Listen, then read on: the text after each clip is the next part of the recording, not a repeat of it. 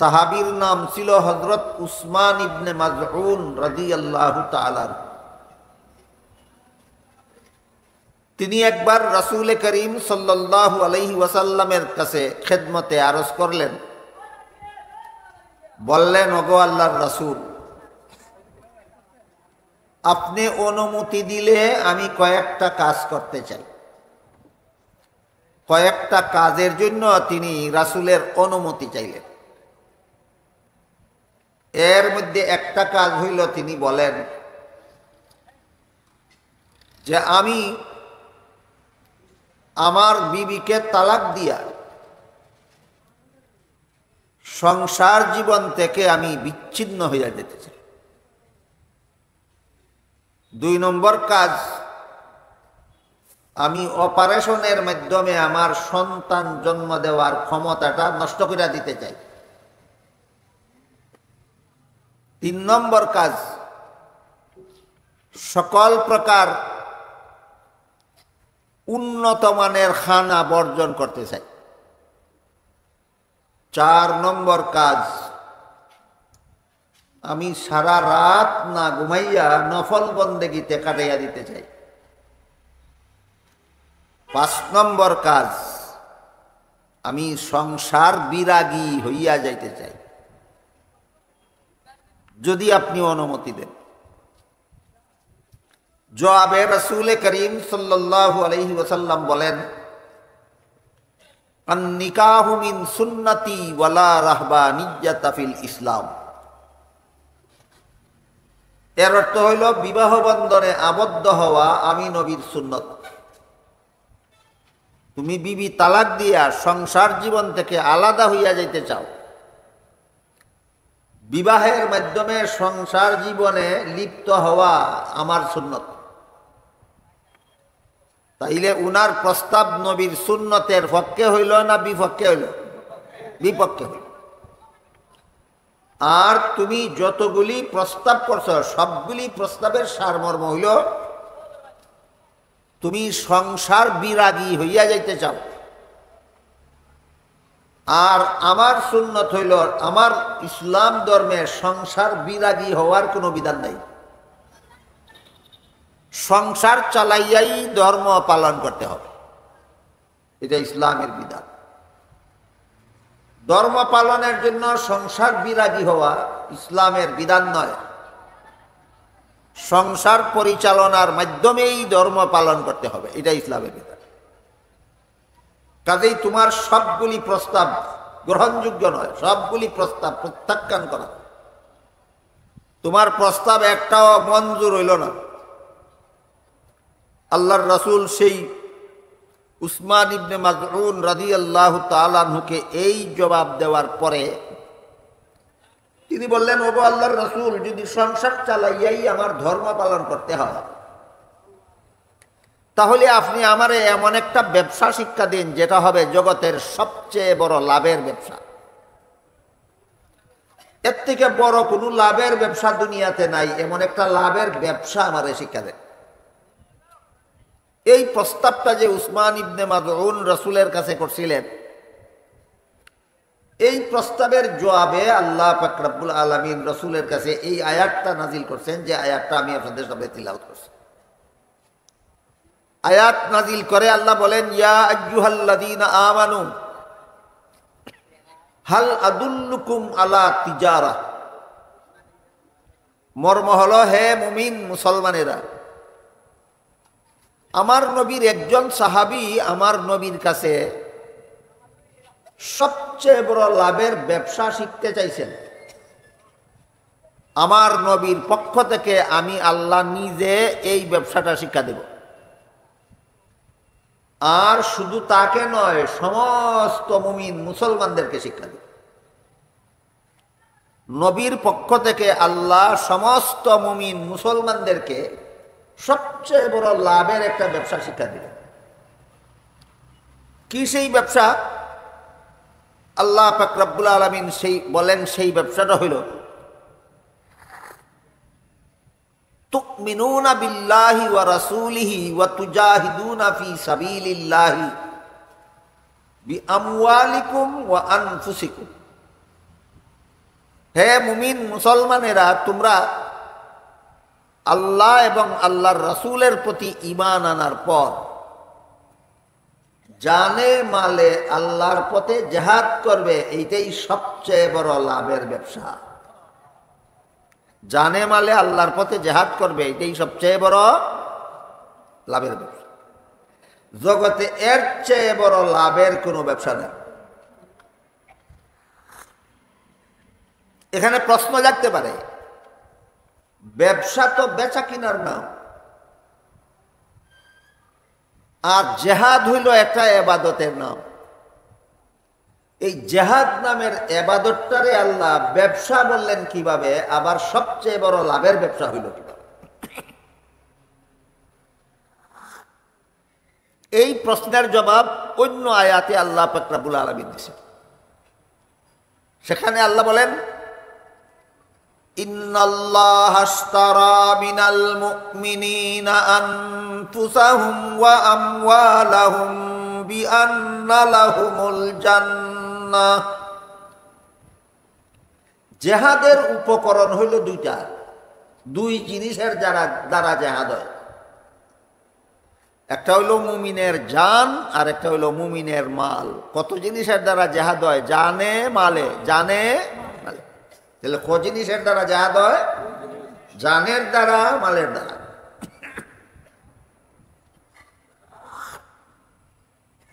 যুদ্ধের ময়দানে শত্রুর মোকাবেলায় লড়াই করতে এই দুইটা জিনিস লাগে। একদল যোদ্ধা শত্রুদের মোকাবেলায় লড়াই করার জন্য উপস্থিত হতে হয়, শত্রুর হাতে মারাও যাইতে পারে। মরণের ঝুঁকি নিয়ে এই শত্রুর মোকাবেলায় দাঁড়াইতে হয়। এটা হইল জানের দ্বারা জিহাদ। আর একটা হইল শত্রুর মোকাবেলা, যুদ্ধ করতে, লড়াই করতে যত সম্পদের দরকার হয়, এই সম্পদ সংগ্রহে অংশগ্রহণ করা, এটা হইল মালের দ্বারা জিহাদ। দেখেন, আপনারা আমার কথা যদি বুঝেন তাইলে বলেন, আল্লাহর বিধান মতো জিহাদ কত জিনিসের দ্বারা হয়? জানের দ্বারা আর মালের দ্বারা। জানের দ্বারা জিহাদ করার মর্ম হইল যোদ্ধা হিসাবে শত্রুর মোকাবেলায় হাজির হইয়া যাওয়া, এটা জানের দ্বারা জিহাদ। আর মালের দ্বারা জিহাদ হইল শত্রুর মোকাবেলায় লড়াই করতে যত অস্ত্র লাগে সবগুলি অস্ত্র কিনার তহবিলে সহযোগিতা করা। যে কিসের দ্বারা জিহাদ?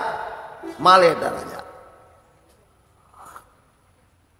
কে মুসলমানের শত্রু? কে এমন শত্রুর বিরুদ্ধে জানে মালে লড়াই করতে যাবে? এই প্রশ্নের জবাব আজকাল বর্তমান মুসলমান সমাজের কাছে অস্পষ্ট। বেশিরভাগ মুসলমানের জানা নাই কে মুসলমানের শত্রু, কার মোকাবেলায় মুসলমান জানে মালে লড়াই করতে যাবে। মুসলমানের শত্রু হইল দুই দল। এক দল যারা মুসলমানদেরকে জুলুম অত্যাচার করে, এরা মুসলমানের শত্রু। আপনারা কি মনে করেন যারা মুসলমানদেরকে জুলুম অত্যাচার করে এরা মুসলমানের বন্ধু না শত্রু? এইলা একদল শত্রু মুসলমান। আর একদল শত্রু আছে মুসলমানের, এরা মুসলমানদের শরীরের উপর জুলুম অত্যাচার চালায় না, কিন্তু মুসলমানের ইসলাম ধর্মের বিরুদ্ধে অপপ্রচার চালায়, ইসলামের বিধানের বিরুদ্ধে কুৎসা রটনা করে। আমাদের বাংলাদেশের ভিতরেও এমন শত্রুর অভাব নাই যারা ইসলামের বিধানের বিরুদ্ধে বদনাম রটায়। যারা ইসলামের বিধানের বিরুদ্ধে বদনাম রটায় এরাও মুসলমানের শত্রু, যারা মুসলমানদেরকে জুলুম অত্যাচার করে এরাও মুসলমানদের শত্রু। এই দুই দল শত্রু, এরা গায়ের জুড়ে ক্ষমতা বলে, অর্থের বলে, অস্ত্রের বলে মুসলমানদের উপর জুলুম অত্যাচার করিয়া ইসলাম ধর্মের বিরুদ্ধে বদনাম রটাইয়া ইসলাম এবং মুসলমানদেরকে নির্মূল করে দিতে চায়। এই কারণে এই দুই দল হইল মুসলমানের শত্রু। এক কথায় এরা সন্ত্রাসী। অন্যায়ভাবে যারা অন্যদের উপর জুলুম অত্যাচার চালায় এরা কি? সন্ত্রাসী। এদের কাজ হইল সন্ত্রাস। সন্ত্রাস দুই রকমের আছে, একটা হইল অস্ত্র সন্ত্রাস আর একটা হইল তথ্য সন্ত্রাস। অস্ত্র নিয়ে মুসলমানের শরীরের উপর হামলা করে, এটা অস্ত্র সন্ত্রাস। আর কুযুক্তি দিয়া ইসলামের বিধানের বদনাম রটায়, এটা হইল তথ্য সন্ত্রাস। এক কথায় মুসলমানের দুই দল শত্রু, দুই ধরনের সন্ত্রাসী। একদল হইল অস্ত্র সন্ত্রাসের সন্ত্রাসী আর একদল হইল তথ্য সন্ত্রাসের সন্ত্রাসী। কোন দেশের মুসলমানদের উপর যদি এই দুই দলের কোন এক দলের সন্ত্রাসী হামলা চলে, তখন ওই মুসলমান সমাজের উপর তাদের বিরুদ্ধে সন্ত্রাস বন্ধ করার জন্য যুদ্ধ করা ফরজ হইয়া যায়। পর্যায়ক্রমে সারা দুনিয়ার সমস্ত মুসলমানদের উপর ফরজ হইয়া যায়। কোন একটা দেশের মুসলমানদের উপর যদি শত্রুরা জুলুম অত্যাচার চালায়, প্রথমে ওই দেশের নিকটবর্তী দেশের মুসলমানের উপর জিহাদ ফরজ হয়। নিকটবর্তী দেশের মুসলমানে যদি সহযোগিতা করিয়া সন্ত্রাসীদের দমন করতে না পারে, তাইলে এর পরে যারা নিকটবর্তী, তারপরে যারা নিকটবর্তী, তারপরে যারা নিকটবর্তী, এটাকেই পর্যায়ক্রমে বলা হয়। খুব পরিষ্কার ভাষায় মুফাসসিরিন কেরাম তাফসীরের কিতাবে লেখছেন, কোন দেশের মুসলমানদের উপর যখন সন্ত্রাসীদের হামলা চলে, তখন পর্যায়ক্রমে সারা দুনিয়ার সমস্ত মুসলমানদের উপর সন্ত্রাসীদের মোকাবেলা, যুদ্ধ করা, লড়াই করা, যেটাকে ইসলামের ভাষায় জিহাদ বলা হয়, এই জিহাদ সারা দুনিয়ার সমস্ত মুসলমানদের উপর ফরজ হইয়া যায়। এই জিহাদ যেন মুসলমানেরা সন্ত্রাসীদের বিরুদ্ধে চালাইতে না পারে, এই জন্য কুচক্রী সন্ত্রাসীরা ইসলামের জিহাদরে এই সন্ত্রাস নামে আখ্যায়িত করেছে।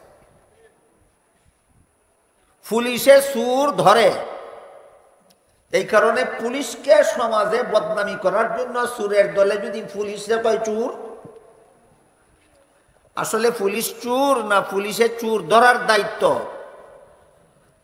পুলিশে চুর ধরার দায়িত্ব পালনে দায়িত্বশীল। চুরের দলে যখন দেখলো পুলিশে চুর বান্দার থানাত নিয়ে যায়, এই দলের হাত থেকে বাঁচতে হইলে এরারে চুর, পুলিশের দল চুর, পুলিশের দল চুর সমাজে প্রচার করো, যেন নিজের ইজ্জত বাঁচাইতে গিয়া আমাদেরকে আর না দৌড়ায়, আমাদেরকে আর না ধরে। এটা চুরদের একটা অপকৌশল, পুলিশকে চুর বলে বদনাম করা, অপপ্রচার করা। ঠিক তেমনি ভাবে বর্তমান দুনিয়াতে সন্ত্রাসীদের একটা অপকৌশল, এরা ইসলামের যে জেহাদ বিধান দেওয়া হয়েছিল সন্ত্রাস দমন করার জন্য, এই জেহাদরে এরা সন্ত্রাস বলে বদনাম রটায়, যেন মুসলমানেরা জেহাদের ধারে কাছেও না যায়, আর এরা যেন ইচ্ছা মতো সন্ত্রাসী হামলা চালাতে পারে। এই কুচক্রীদের এই কুচক্রান্ত থেকে আমাদের ধ্যান ধারণা, চিন্তা চেতনা পরিষ্কার করার জন্য আনুষঙ্গিকভাবে জেহাদের মধ্যে আর সন্ত্রাসের মধ্যে সম্পর্কটা কি, এটা আগে বুঝে নেওয়া দরকার। আমাদের সমাজে প্রচলিত তফসিরের কিতাবগুলির মধ্যে একটা কিতাবের নাম আছে মাআরিফুল কুরআন, একটা তফসিরের কিতাব। এই নামে দুইজনের দুইটা তফসিরের কিতাব লেখা আছে। একটা আল্লামা মুফতি শফি রহমতুল্লাহি আলাইহির লেখা, এটার নামও তফসিরে মাআরিফুল কুরআন। আর একটা হইল আল্লামা ইদ্রিস কান্দেলবি রহমতুল্লাহি আলাইহির লেখা, ওইটার নামও মাআরিফুল কুরআন। কান্দেলবি রহমতুল্লাহি আলাইহির লেখা তফসিরে মাআরিফুল কুরআন, তফসিরে যে মাআরিফুল কুরআন ইদ্রিস কান্দেলবি সব লেখছেন। ইনি সিরাতুন নবী বিষয়ের উপর একটা কিতাব লেখছেন। এই কিতাবের নাম সিরাতুল মুস্তাফা। এই সিরাতুল মুস্তাফা গ্রন্থে আল্লাহ রসুলে যে হিজরত করে মদিনা শরীফ যাওয়ার পরে 10 বছরে 66টা জেহাদ পরিচালনা করেছিলেন, এই বিবরণটা যে ভূমিকার মাধ্যমে শুরু করেছেন, এই ভূমিকার মধ্যে উল্লেখ করছেন জেহাদে এবং সন্ত্রাসে সম্পর্ক কি। জেহাদ, সন্ত্রাস হইল রোগ, আর জেহাদ হইল এই রোগের চিকিৎসা। কি বুঝলেন আপনারা? জেহাদ ওই সন্ত্রাস না, সন্ত্রাস একটা রোগ আর জেহাদ হইল সেই রোগের চিকিৎসা। কিভাবে? তিনি বড় চমৎকার একটা উদাহরণ দিয়ে লিখছেন। তিনি লিখছেন, মানুষের শরীরে একটা কঠিন রোগ হয়, এটা পুরানো হয়ে গেলে চিকিৎসায় আর সারে না, মরণ ছাড়া কোনো পথ থাকে না। এই রোগটার নাম হইল ক্যান্সার। ক্যান্সার যদি কোনো মানুষের শরীরের কোনো অঙ্গ যদি ক্যান্সারে আক্রান্ত হয়, প্রথম যদি ধরা পড়ে, প্রাথমিক অবস্থায় যদি কোনো মানুষের শরীরের কোনো অঙ্গের ক্যান্সার ধরা পড়ে, তাহলে যেই অঙ্গটা ক্যান্সারে আক্রান্ত এই অঙ্গটা অপারেশন করে ফেলাইয়া দিলে শরীরের বাকি অঙ্গ রক্ষা করা যায়। তাহলে ক্যান্সার রোগের চিকিৎসা হইল অপারেশন। ক্যান্সার রোগের চিকিৎসা হইল অপারেশন। মারিফুল কোরআনের লেখক আল্লামা ইদ্রিস কান্দেলভি রহমতুল্লাহ আলাইহি সিরাতুল মুস্তাফা নামক কিতাবে লিখেছেন, ঠিক তেমনি ভাবে সারা দুনিয়ার মানুষের সমাজটা আল্লাহর দৃষ্টিতে একটা শরীরের মতো। সারা দুনিয়ায় বসবাসকারী মানুষের সমাজটা আল্লাহর দৃষ্টিতে একটা, বলেন কিসের মতো? একটা শরীরের মতো। এই সমাজে যে সমস্ত লোকেরা সন্ত্রাস চালায় এরা হইল সমাজ দেহের ক্যান্সার। মানুষের সমাজটা হইল একটা শরীর, আর এই সমাজের সন্ত্রাসীরা হইল সমাজ দেহের ক্যান্সার। ইসলামের জেহাদ বিধান হইল এই ক্যান্সারের অপারেশন। ইসলামের জেহাদ বিধান হইল ক্যান্সারের অপারেশন। কাজে এবার বুঝে থাকলে বলেন তো, জেহাদ ওই সন্ত্রাস না সন্ত্রাস দমনের সফল ব্যবস্থা? সন্ত্রাস দমনের সফল ব্যবস্থা। আল্লাহ পাক রব্বুল আলামিন বলেন, এটা সবচেয়ে বড় লাভের ব্যবসা তোমার। জানে মালে আল্লাহর পথে জেহাদ করবে। জেহাদ কার বিরুদ্ধে করবে? শত্রুদের বিরুদ্ধে। কে করবে? মুমিন মুসলমানেরা করবে। শত্রু কারা? দুই দল, যারা মুসলমানের উপর হামলা চালায় অথবা যারা ইসলামের বিধান নিয়ে বদনাম রটায়। কথা পরিষ্কার বুঝতে পারতেছেন আপনারা? এই অবস্থা যখন ধারণ হয়, কোনো দেশের মুসলমানের উপর যদি কেউ জুলুম অত্যাচার চালায়, তখন ওই মুসলমান সমাজের উপর এই জুলুম অত্যাচারকারী সন্ত্রাসীদের বিরুদ্ধে জেহাদ করা, যুদ্ধ করা, লড়াই করা ফরজ হইয়া যায়। কত জিনিসের দ্বারা মুসলমান শত্রুর মোকাবেলায় জেহাদ করবে? দুই জিনিস, জান, মাল। জানের দ্বারা জেহাদ করার মানে যোদ্ধা হিসাবে হাজির হইয়া যাও। মালের দ্বারা জেহাদ করার মানে হইল অস্ত্র কিনার তহবিল তৈরি করা। অস্ত্র কেনার জন্য শত্রুদেরকে ঘায়েল করার মতো অস্ত্র কিনার তহবিল তৈরিতে সহযোগিতা করা, এটা হলো মালের দ্বারা জেহাদ। আজকাল কিছুদিন যাবৎ, সপ্তাহখানেক যাবৎ, আপনারা অনেক সভা সমিতিতে উলামায়ে কেরামের মুখে শুনে থাকবেন, মধ্যপ্রাচ্যে ইসরায়েলি ইহুদিরা ফিলিস্তিনের নিরীহ মুসলমানদের উপর অমানসিক জুলুম অত্যাচার চালাচ্ছে। খবর আপনারা পাইছেন কি না পাইছেন না? শত শত নিরীহ মুসলমান হাসপাতালের রোগী। আজকের পত্রিকায় দেখলাম হাসপাতালে বোম্বিং করে ইসরায়েলিরা হাসপাতালের 500 রোগীকে হত্যা করে ফেলেছে, শহীদ করে ফেলেছে। হাসপাতালের রোগীর উপর হামলা চালিয়েছে, শিশুদেরকে হামলা করে হত্যা করতেছে। বৃদ্ধ মানুষ যাদের শরীরে শক্তি নাই যুদ্ধ করার মতো, এদের উপর হামলা করে হত্যা করতেছে। নিরীহ মহিলাদেরকে যুদ্ধ করে হত্যা করতেছে। এমত অবস্থায় বুঝে থাকলে বলেন, ইসরায়েলিরা মুসলমানের বন্ধু না শত্রু? মুসলমানের শত্রু। এবার বলেন, শত্রুর বন্ধু কি হয়? শত্রুর বন্ধুও শত্রু। এদিকে ইসরায়েলিরা ফিলিস্তিনি মুসলমানদেরকে আক্রমণ করে শহীদ করতেছে, ওইদিকে আমেরিকার খ্রিস্টানেরা ইসরায়েলিদেরকে সাহায্য করার জন্য সেনাবাহিনী এবং অস্ত্র অলরেডি পাঠাইয়া দিছে। আমেরিকা কার বন্ধু? ইসরায়েলের বন্ধু। মুসলমানের শত্রুরে সহযোগিতা করার জন্য অস্ত্রও পাঠাইছে, সৈন্যও পাঠাইছে। সুতরাং ইসরায়েলি ইহুদিরাও মুসলমানের শত্রু, আমেরিকান খ্রিস্টানেরাও মুসলমানের শত্রু। এখনো একদল মুসলমানের মাথায় ধরে না যে ইহুদি খ্রিস্টান মুসলমানের শত্রু, অথচ আল্লাহ ১৫০০ বছর আগে কোরআনে বলে দিয়েছেন, লা তাত্তাখিযুল ইয়াহুদা ওয়ান নাসারা আউলিয়া, হে দুনিয়ার মুসলমানেরা, ইহুদিরা তোমাদের বন্ধু নয়, খ্রিস্টানেরা তোমাদের বন্ধু নয়। ইহুদিরা তোমাদের চিরশত্রু, খ্রিস্টানেরা তোমাদের চিরশত্রু। ফিলিস্তিন ইস্যুতে ইহুদি খ্রিস্টান দুনো দল যে মুসলমানের শত্রু, এই কথা আবার নতুনভাবে প্রমাণ হইল কিনা? ইসরায়েলিরা হামলা চালাইছে, ইহুদিরা, আর আমেরিকার খ্রিস্টানেরা সেনাবাহিনী এবং অস্ত্র পাঠাইয়া দিয়েছে ইসরায়েলিদের সাহায্য করার জন্য, ফিলিস্তিনি মুসলমানদেরকে ধ্বংস করার জন্য আমেরিকার থেকে সেনাবাহিনীও পাঠাইছে, অস্ত্রও পাঠাইছে। ইসরায়েলি সরকার হইল ইহুদি, আমেরিকান সরকার হইল খ্রিস্টান।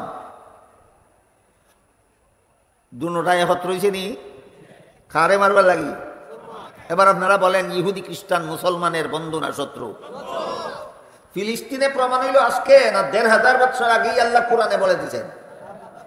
১৫০০ বছর আগে আল্লাহ কোরআনে বলে দিয়েছেন, লা তাত্তাখিযুল ইয়াহুদা ওয়ান নাসারা আউলিয়া বাদুহুম আউলিয়াউ বাদ, হে মুমিন মুসলমানেরা, ইহুদিরে বন্ধু বানাইও না, এরা তোমাদের চিরশত্রু। খ্রিস্টানদেরকে বন্ধু বানাইও না, এরা তোমাদের চিরশত্রু। এই অবস্থায় বর্তমান দুনিয়ার মুসলমানেরা, একদল হইল মুসলমান দেশের সরকার, আর একদল হইল মুসলমান দেশের জনগণ।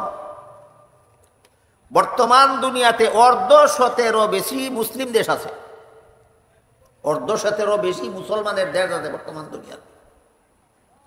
এইসব দেশের সরকার মুসলমান, জনগণ মুসলমান, অধিকাংশ জনগণ মুসলমান। আপনারা কি মনে করেন বাংলাদেশের সরকার মুসলমান না? আমি তো আমাদের মহামান্য প্রেসিডেন্ট সাহেবকে মুসলমান মনে করি। আমি আমাদের দেশের বর্তমান প্রধানমন্ত্রী শেখ হাসিনাকে আমি মুসলমান মনে করি। আর বাংলাদেশের শতকরা ৯০ জন জনগণ মুসলমান। এইরকম ১৫০ মুসলমানের দেশ আছে বর্তমান দুনিয়াতে, যেসব দেশের সরকারও মুসলমান, জনগণ মুসলমান। এর মধ্যে অধিকাংশ মুসলমানের দেশ, অধিকাংশ মুসলমান দেশের সরকারেরা এখন পর্যন্ত মুকতালা, এখন পর্যন্ত মুকতালা। ইসরায়েলিরা জালিম, ফিলিস্তিনি মুসলমানেরা মজলুম। আমরা জালিমের পক্ষে নাই, মজলুমের পক্ষে আছি, এই কথাটা পর্যন্ত বর্তমান দুনিয়ার অধিকাংশ মুসলমান দেশের সরকারে বলতে রাজি না, মুকতালা। সময় মতো যারা উচিত কথা কয় না, হাদিসে উল্লেখ আছে এরা বুবা শয়তান। সময় মতো যারা উচিত কথা কয় না, এরা কেমন শয়তান? বুবা শয়তান। আর কিছু সংখ্যক মুসলমানের দেশ কথার দ্বারা ঘোষণা দিছে যে আমরা ফিলিস্তিনের পক্ষে আছি। এই আঙ্গুলে গোনার মতো কত, ৮টার থেকে ১০টা, ৮টার থেকে ১০টা মুসলমানের দেশ বর্তমান দুনিয়াতে এমন আছে যারা বুবা শয়তানের ভূমিকা পালন করছে না, বরং এরা ঘোষণা দিছে আমরা ইসরায়েলের পক্ষে নাই, আমরা ফিলিস্তিনি মুসলমানদের পক্ষে আছি। আমি আপনাদের জিজ্ঞাসা করি, কয়েকজন লোকে মিলিয়া আপনার একজন বাইরে লাঠি দিয়ে আঘাত করতে করতে মাথা ফাটাইয়া লেছে, আর আপনি খালি দাঁড়াইয়া কইতেছেন আমি আমার ভাইয়ের পক্ষে আছি। ই পক্ষে তাকায় তোমার কি আসে যায়? বুঝুন নি আপনার কথা? তোর বাইরে লাঠি দিয়ে বাড়িয়া সন্ত্রাসী দলে মাথা ফাটাই লাইতেছে, মাই লই লাইব, আর তুই খালি কস আমি আমার ভাইয়ের পক্ষে আছি, আমার পক্ষে আছি। এই খুদার ফেট বচনে ভরে না, খুদার ফেট বচনে ভরে না। আপনার ভাইকে যদি একদল সন্ত্রাসী লাঠি দিয়ে আঘাত করে মাথা ফাটাইয়েই ফেলে, তাইলে আমি আমার মজলুম ভাইয়ের পক্ষে আছি বললে কোনো কাজ হবে না। ১০ জনে আরো 10টা লাঠি লও, এই সন্ত্রাসের পক্ষে নাই। এরা কেউ ফিলিস্তিনিদের সাহায্যের জন্য সৈন্যও বাড়াইছে না, ফিলিস্তিনিদের সাহায্যের জন্য কোনো অস্ত্রও বাড়াইছে না। তোমার বচনে এদের ক্ষুধার পেট ভরে না। এই জন্য আজকের এই চলিতাতলা দারুল উলুম মাদ্রাসার এই মহাসম্মেলনের পক্ষ থেকে আমি সারা দুনিয়ার সমস্ত মুসলিম দেশের সরকারদেরকে অনুরোধ করে বলবো, যে বচনে ক্ষুধার পেট ভরে না এমন বচন কইও না, যে কাজে মজলুমের সহযোগিতা হয় সেই কাজ করো। কোন কাজে ফিলিস্তিনি মজলুম মুসলমানের সহযোগিতা হয়? কোন কাজে? ফক্কে আসি কইলে না সেনাবাহিনী এবং অস্ত্র ফাটাইলে? বলেন, আমেরিকায় কি ইসরায়েলের ফক্কে আসি কইয়া বইয়া রয়েছে না সেনাবাহিনী এবং অস্ত্র ফাটাইছে? তাহলে ফক্কে থাকার পদ্ধতি সাফাবাজি না। এখানে ফক্কে থাকার পদ্ধতি আল্লাহ বলেন ওয়াতুজাহিদুনা ফি সাবিলিল্লাহি বিআমওয়ালিকুম ওয়া আনফুসিকুম, তোমাদের মধ্যে যারা যোদ্ধা আছো মজলুমদের পাশে গিয়া তাদের পক্ষ হইয়া যুদ্ধ করো, আর তোমাদের ধন সম্পদের এক অংশ তাদের অস্ত্র কেনার জন্য দান করো, তবেই সত্যিকারের অর্থে তোমার মজলুমের পক্ষে থাকা হইল। তাহলে যারা ফক্কে আসি কইতেছে, সেনাবাহিনীও দেয় না, অস্ত্রও দেয় না, ইচ্ছা মতো ইসরায়েলিরা মুসলমানদেরকে, ফিলিস্তিনি মুসলমানদেরকে, শত শত নিরীহ মুসলমানদেরকে প্রতিদিন হত্যা করতেছে, শহীদ করতেছে। আর এরা যার দেশ থেকে হয় ফক্কে আসি। তোমার এই ফক্কে থাকার সাফাবাজি তার আর কোন কাজে লাগে? আমার কথা যদি বুঝে থাকেন তাহলে আপনারা বলেন, আপনারা আমার এই দাবির সাথে একমত কিনা? কোন দাবির সাথে? ফক্কে আসি কইয়া চিল্লাও না সত্যই যদি ফক্কে থাকো তাহলে তাদের পাশে দাঁড়াও। আমি আজকে আপনাদের সকলের পক্ষ থেকে, বাংলাদেশের 17 কোটি মুসলমানদের পক্ষ থেকে অর্ধশতাধিক মুসলমান দেশের সরকারদেরকে অনুরোধ করে বলবো, এই প্রহসন ছাড়ো। ফক্কে আসি তোমার বচনে তাদের ক্ষুধার পেট ভরে না। সত্যই যদি ফক্কে রাখো তাইলে আমেরিকা যেভাবে ইসরায়েলের পক্ষ অবলম্বন করছে, তোমরাও ঠিক সেইভাবে ফিলিস্তিনিদের পক্ষ অবলম্বন করো। গেল সরকারদের অবস্থা, এবার আসেন জনগণের অবস্থা। এই পর্যন্ত আমি যত মুসলমান দেশের জনগণের খবর পাইতেছি, প্রায় সব দেশের জনগণ মুসলমানেরা চিৎকার করতেছে ইসরায়েলের বিরুদ্ধে মজলুম মুসলমানের পক্ষে তাদের পাশে দাঁড়ানো দরকার হলে আমরা পাশে দাঁড়াবো, দরকার হলে আমরা তাদের বিরুদ্ধে, ইসরায়েলিদের বিরুদ্ধে যুদ্ধ করব, দরকার হলে আমরা ফিলিস্তিনিদের পক্ষে শহীদ হব। চিৎকার করে কারা? জনগণ। সরকার যদি সেনাবাহিনী না পাঠায়, সরকার যদি তাদেরকে অস্ত্র দিয়া সহযোগিতা না করে, তোমাদের চিৎকার কোথায় যাবে? এই চিৎকার সফল চিৎকার না বিফল? এই চিৎকার সফল করতে হইলে প্রত্যেকটা মুসলমান দেশের এই সমস্ত জনগণ যারা জালিমের বিরুদ্ধে চিৎকার করতেছে, যারা মজলুমের পক্ষে চিৎকার করতেছে, এই সমস্ত জনগণ সরকারকে বাধ্য করা দরকার যে ফক্কে আসি এই ফালতু কথায় কোনো কাজ হয় না। সত্যই যদি ফক্কে দেখো, ইহুদিদের বিরুদ্ধে ফিলিস্তিনিদের পক্ষে সেনাবাহিনী পাঠাও, অস্ত্র পাঠাও। সেনাবাহিনী পাঠাইলে জানের দ্বারা জেহাদ হইল, আর অস্ত্র পাঠাইলে মালের দ্বারা জেহাদ হইল। আমি কি আপনাদেরকে একটা কথা বুঝাইতে পারলাম? আল্লাহ যে বলছেন জেহাদ করণ লাগে 2 জিনিসের দ্বারা, মনে আসেনি কথা?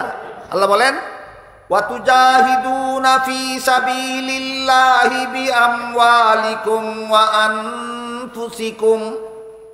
হে মুমিন মুসলমানেরা, সবচেয়ে বড় লাভের ব্যবসা হইল এমন পরিস্থিতিতে তোমরা তোমাদের শত্রুদের মোকাবেলায় জেহাদ করবে জানের দ্বারা এবং মালের দ্বারা। আমার কথা বুঝে থাকলে এবার বলেন, জানের দ্বারা জেহাদ করার অর্থ আমি তোমার পক্ষে আসি ঘোষণা দেওয়া, না সেনাবাহিনী পাঠাইয়া দেওয়া?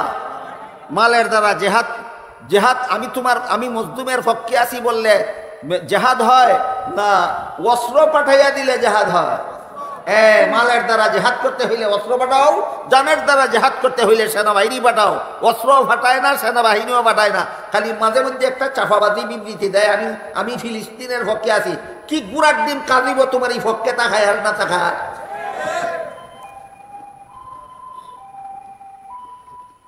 এই কারণে আমরা যারা দেশের জনগণ, মুসলিম দেশের যত মুসলমান জনগণ চিৎকার করতেছি, আকাশ পাড়া চিৎকার, ইসরায়েলি ধ্বংস হোক, ফিলিস্তিনিরা বিজয়ী হোক।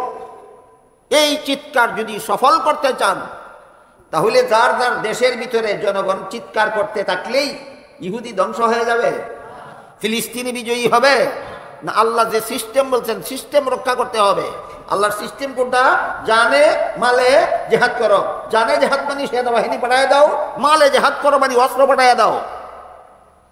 এই দুই কাজে প্রত্যেকটা মুসলমান দেশের মুসলিম নাগরিকরা যার যার দেশের সরকারকে বাধ্য করতে হবে।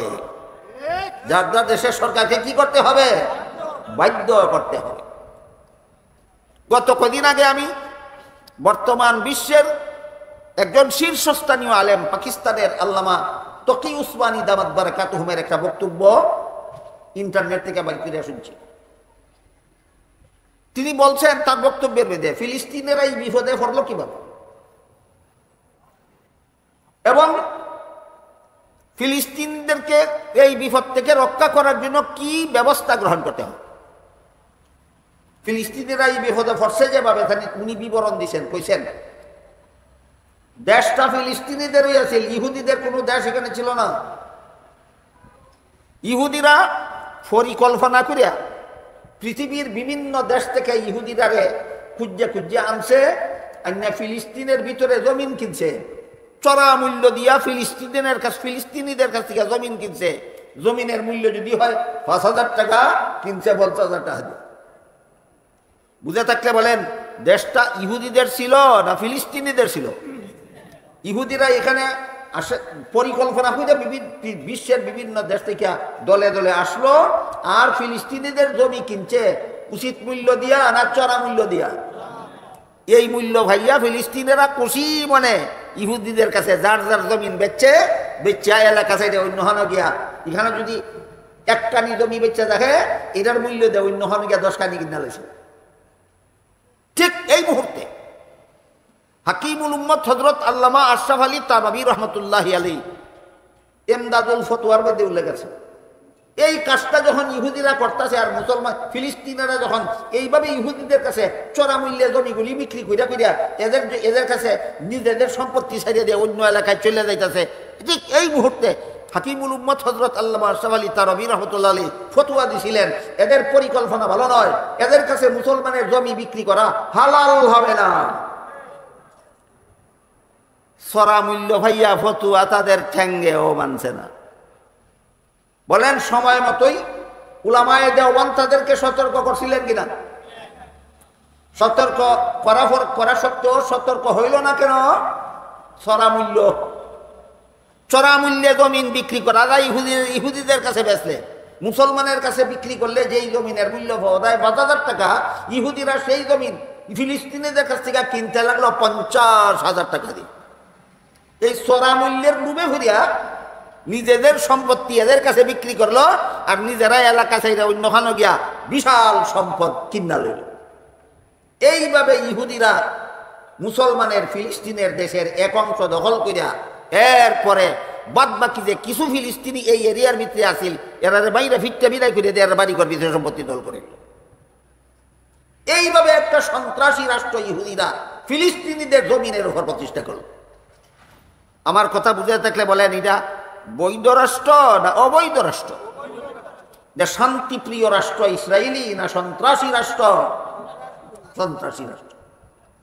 আজকের ফিলিস্তিনেরা এই ইহুদিদের হাতে এত চরমভাবে নির্যাতিত, এত অমানসিকভাবে নির্যাতিত আর শহীদ হচ্ছে, বলুন কার মূলের কারণে? নিজেদের ভুলের কারণে। আপনার আপন ভাই যদি একটা ভুল করে বিপদে পড়েই যায়, এই কারণে কি আপনি তাকে তামসা দেখবেন না আগে তারে উদ্ধার করার চেষ্টা করবেন? আগে তারে রক্ষা করার চেষ্টা করুন, তারপরে তারে রক্ষা করার পরে তাকে সতর্ক করে দিন জীবনে এমন ভুল আর করিস না। বলেন বিপদ ভালো রেখে বলবেন না আগে রক্ষা করতে হবে? ঠিক তেমনি ভাবে ফিলিস্তিনিরা এই নিজেদের ভুলের কারণে ইহুদিদের কাছে জমি বিক্রি করা জায়েজ হবে না। হাকিমুল উম্মত ফতোয়া দেওয়া সত্ত্বেও তারা ফতোয়া মানছে না, টেকার লোভে হইয়া এনার কাছে এলাকার জমিন বিক্রি করতে করতে করতে করতে এরা বাকি মুসলমানরা খেদাইয়া দিয়া এখানে রাষ্ট্র প্রতিষ্ঠা করছে, নিজেদের দোষের কারণে বিপদটা করছে। এই জন্য আমরা এখন তাকাইয়া তাকাইয়া তামসা দেখবো না, আগে তাকে রক্ষা করার চেষ্টা করতে হবে। আগে রক্ষা করো, তারপরে সতর্ক করো এমন বুলা করিস না। আমার কথাগুলি বুঝে থাকলে এবার বলেন, আমরা লক্ষ লক্ষ কোটি কোটি মুসলমান, বিভিন্ন মুসলমান দেশের জনগণ ইহুদিরা ধ্বংস হোক, ফিলিস্তিনেরা বিজয়ী হোক, আকাশ ফাটা স্লোগান দিলেই ফিলিস্তিন ধ্বংস হয়ে যাবে, ফিলিস্তিন বিজয়ী হয়ে যাবে। ইহুদি ধ্বংস হোক, ইসরায়েলি ধ্বংস হবে না আমাদের স্লোগানের দ্বারা, ইহুদি ফিলিস্তিনি বিজয়ী হবে না আমাদের স্লোগানের দ্বারা। বরং এর একমাত্র পথ আল্লাহ কোরআনে বলে দিয়েছেন, তুজাহিদুনা ফি সাবিলিল্লাহি বিআমওয়ালিকুম ওয়া আনফুসিকুম। শত্রুদের বিরুদ্ধে জিহাদ করতে হবে জানের দ্বারা, মালের দ্বারা। আবার বলি, জানের দ্বারা জিহাদ করার মানে সেনাবাহিনী পাঠিয়ে দেওয়া, মালের দ্বারা জিহাদ করার মানে অস্ত্র পাঠিয়ে দেওয়া। এই জানের দ্বারা, মালের দ্বারা জিহাদ করার ব্যাখ্যা ভুলে যাবেন না জীবনে কোনোদিন। আল্লাহ কোরআনে বলছেন না, সাফাবাজির দ্বারা জিহাদ করো। চাপাবাজি, আমরা ফিলিস্তিনের পক্ষে আছি, আমরা মজলুম মুসলমানদের পক্ষে আছি, আমরা ইসরায়েলির পক্ষে নাই। এই কথা কইয়া ইসরায়েলি ধ্বংস হোক, ইসরায়েলিদের গালে গালে জুতা মারো, তালে তালে বললাম, সেনাবাহিনীও ফাটাইলাম না, অস্ত্রও ফাটাইলাম না। এটা জানের দ্বারা ও জেহাদ হইল না, মালের দ্বারা ও জেহাদ হইল না, চাপাবাজি হইল। এবার বলেন, আমার কথা বুঝে থাকলে আল্লাহ কোরআনে চাপাবাজির দ্বারা জেহাদ করে বলছেন না জানের দ্বারা, মালের দ্বারা জেহাদ করে বলছেন? আল্লামা তকি উসমানী সাহেব এই বর্তমান পরিস্থিতি সম্পর্কে তার বক্তব্যে এই একটা তথ্য তুলে ধরেছেন। এরা নিজেদের ভুলের কারণে আজকে এই বিপদে পড়ছে। তখন ওই থানবী সতর্ক করে দিয়েছিলেন, এই বেঈমানদের কাছে মুসলমানদের জমি বিক্রি করা জায়েজ হবে না। তখন তারা মানছিল না, চড়া মূল্যের লোভে ফিরে। কিসের লোভে করিয়া? চড়া মূল্যের লোভে। এরপরে তিনি তার বক্তব্যে আরেকটা কথা বলছেন, পাকিস্তানের সমস্ত মুসলমান জনগণ ইসরায়েল বিরোধী, ফিলিস্তিনিদের পক্ষে। কিন্তু পাকিস্তান সরকার না সেনাবাহিনী পাঠাইতে রাজি, না অস্ত্র পাঠাইতে রাজি। কারণ সরকার আমেরিকার গোলামি করে। আমার কথা বুঝে থাকলে বলুন, আপনার দেশের সরকার যদি তলে তলে আমেরিকার গোলামি করে আর মুখে মুখে কয় আমি ফিলিস্তিনের পক্ষে আছি, মুনাফিকি না মুনাফিকি না? আর কারে মুনাফিকি কয়? মুখে মুখে কয় আমি ফিলিস্তিনের পক্ষে আছি আর তলে তলে আমেরিকার গোলামি করে। যেহেতু আমেরিকা ইসরায়েলের পক্ষে সেনাবাহিনী পাঠাইছে, যেহেতু আমেরিকায় ইসরায়েলের পক্ষে অস্ত্র পাঠাইছে, এখন যদি মুসলমান দেশের সরকার ফিলিস্তিনিদের পক্ষে সেনাবাহিনী পাঠায়, এখন যদি মুসলমানের সরকার ফিলিস্তিনের পক্ষে অস্ত্র পাঠায়, তাহলে আমেরিকার গোলামি থাকবে না। এই আমেরিকার গোলামি রক্ষা করার জন্য পাকিস্তানের মতো এইরকম কতগুলি মুসলিম দেশে মুসলমান জাতির সাথে মুনাফিকি আর বেইমানি করে চলছে। মুখে মুখে কয়ে ফিলিস্তিনের পক্ষে আছি, আসলে সেনাবাহিনীও পাঠায় না, অস্ত্রও পাঠায় না। মুখে মুখে পক্ষে আছি কয় কেন? জনগণের মুখে দুলা ভরা দেওয়ার জন্য। আর সেনাবাহিনী আর অস্ত্র পাঠায় না কেন? আমেরিকার গোলামি ঠিক রাখার জন্য। কত বড় মুনাফিক এই সমস্ত সরকার! যে সমস্ত মুসলমান দেশের সরকার মুখে মুখে কয় ফিলিস্তিনিদের পক্ষে আছি, অথচ সেনাবাহিনীও পাঠায় না, অস্ত্রও পাঠায় না। পক্ষে আছি কয় কেন? জনগণকে ধোঁকা দেওয়ার জন্য। আর অস্ত্র এবং সেনাবাহিনী পাঠায় না কেন? তলে তলে আমেরিকার সাথে সুসম্পর্ক বজায় রাখার জন্য। এরা মুসলমানের বন্ধু নয়। এই সমস্ত সরকারেরা হইল ইহুদিদের গোলাম, খ্রিস্টানদের গোলাম। এই গোলামদেরকে বাধ্য করতে হবে মুখের কথার সাথে কাজের মিল করো, মুখের কথার সাথে কাজের মিল করো। মুখে যেহেতু ঘোষণা দিছ ফিলিস্তিনের পক্ষে আসো, অস্ত্র ফাটাও। মুখে যেহেতু ঘোষণা দিছ ফিলিস্তিনের পক্ষে আসো, ফিলিস্তিনিদের পক্ষে যুদ্ধ করার জন্য সেনাবাহিনী পাঠাও, তবেই তোমার পক্ষে থাকা ইমানদারি হবে। অস্ত্র না ফাটাইয়া, সেনা না ফাটাইয়া, ও পক্ষে আসি মুখে মুখে বললে একমাত্র মুনাফিকি ছাড়া আর কিছু হবে না। আমি আমাদের বর্তমান পরিস্থিতিটা মোটামুটি ভাবে আপনাদের সামনে তুলে ধরলাম। এই পরিস্থিতিতে আমাদের করণীয়টাও ক্লিয়ার করে দিলাম। দুইটা বিষয় পরিষ্কার বুঝলেন কিনা দেখেন। এখন আমি আয়াতের আলোচনার দিকে যাই। আল্লাহ পাক রব্বুল আলামিন এক আয়াতে বলছেন, জানে মালে জিহাদ করো, এইটাই তোমাদের জন্য সবচেয়ে বড় লাভের ব্যবসা। প্রশ্ন জাগে, জিহাদ তো একটা ইবাদত, এটাকে আল্লাহ ব্যবসা বললেন কেন এবং সবচেয়ে বড় লাভের ব্যবসা হইল কিভাবে? জবাব দিয়ে আল্লাহ বলেন, ইন্নাল্লাহা আশতারা মিনাল মুমিনিনা আনফুসাহুম ওয়া আমওয়ালাহুম বিআন্না লাহুমুল জান্নাহ। আল্লাহ পাক রব্বুল আলামিন মুমিনের জান মাল কিনে নিছেন। দুনিয়ার জান চিরস্থায়ী না ক্ষণস্থায়ী? দুনিয়ার মাল চিরস্থায়ী না ক্ষণস্থায়ী? তোমাদের ক্ষণস্থায়ী জান, ক্ষণস্থায়ী মাল আল্লাহ কিনা নিছেন, আর এর বিনিময়ে আল্লাহ তোমাদের কাছে চিরস্থায়ী জান্নাত বিক্রি করে দিছেন। আল্লাহ কিনা নিছেন দুইটা জিনিস, মুমিনের জান আর মুমিনের মাল, আর এর বিনিময়ে মুমিনের কাছে আল্লাহ বিক্রি করছেন একটা জিনিস, সেটা হলো জান্নাত। বলেন কোনটা বেশি মূল্যবান? জান্নাত বেশি মূল্যবান। তোমার জান মাত্র 50 বছরের জান, এই দুনিয়াতে তোমার জান মাত্র 80 বছরের জান, 100 বছরের জান। এই দুনিয়ার মাল যত লক্ষ টাকা হোক, যত কোটি টাকা হোক, মাত্র 50 বছর 100 বছর উপভোগের সুযোগ আছে। এরপরে লাথি মেরে তোমারে এই দুনিয়া তোমাকে কবরস্থানে পৌঁছাইয়া দিবে, এরপরে চিরকালের জন্য আল্লাহ তোমাকে জান্নাতে পৌঁছাই দিবেন। ক্ষণস্থায়ী জীবনের জানটা যদি জিহাদের ময়দানে আল্লাহর রাস্তায় বিলাইয়া দিতে রাজি থাকো, ক্ষণস্থায়ী জীবনে যদি শত্রুদের বিরুদ্ধে নিজেদের মজলুম মুসলমান ভাইদের পক্ষে তাদের অস্ত্র সংগ্রহের কাজে যদি সহযোগিতা করো, আল্লাহ পাক রব্বুল আলামিন পরকালের চিরস্থায়ী জান্নাত তোমাকে দান করবে। বিক্রি করলো ক্ষণস্থায়ী জিনিস, পাইলো চিরস্থায়ী জিনিস। কথাটা বুঝলেন কিনা? জিহাদের মাধ্যমে মুমিন মুসলমান ক্ষণস্থায়ী দুইটা জিনিস আল্লাহর কাছে বিক্রি করছে, একটা তার জান আর একটা তার মাল, আর এর বিনিময়ে আল্লাহর কাছ থেকে চিরস্থায়ী একটা জিনিস কিনা নিছে, এটা হইল জান্নাত।